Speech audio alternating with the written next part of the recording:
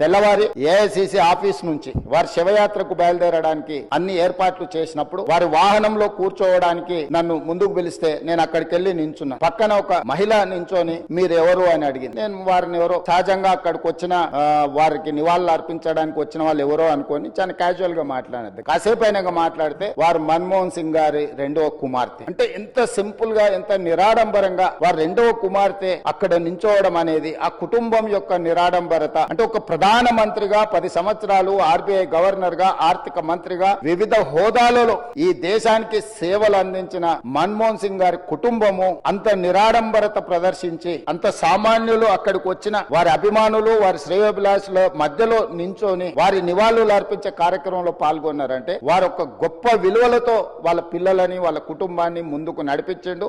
వాళ్ళ కుటుంబానికే కాదు అధ్యక్ష, ఈ రోజు ఈ దేశ యువకులకు అందరికి కూడా డాక్టర్ మన్మోహన్ సింగ్ గారు ఆదర్శము.